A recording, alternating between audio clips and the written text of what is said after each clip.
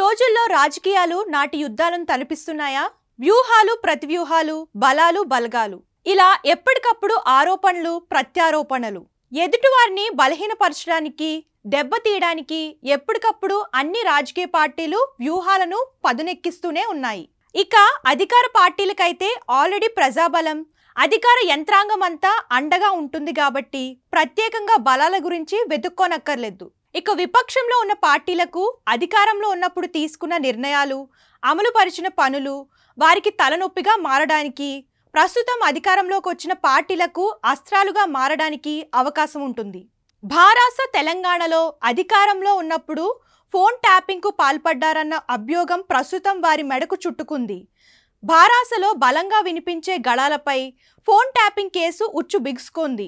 ఇదే క్రమంలో మాజీ మంత్రి హరీష్ రావుపై పంజాగుట్ట పోలీస్ స్టేషన్లో మంగళవారం కేసు నమోదైంది. సిద్దిపేటకు చెందిన చక్రధర్ ఫిర్యాదుతో పోలీసులు కేసు నమోదు చేశారు. తన ఫోన్ను ట్యాపింగ్ చేశారని పంజాగుట్ట పోలీస్ స్టేషన్కు చక్రధర్ ఫిర్యాదు చేశారు.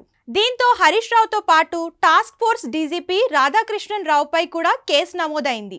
తన ఫోన్ను ట్యాపింగ్ చేశారని జూబ్లీహిల్స్ ఎస్పీకి సిద్దిపేటకు చెందిన చక్రధర్ గౌడ్ ఫిర్యాదు చేసిన ఆ ఫిర్యాదుపై నవంబర్ 18న జూబ్లీహిల్స్ పోలీసులు విచారణకు హరీష్ రావు హాజరయ్యారు.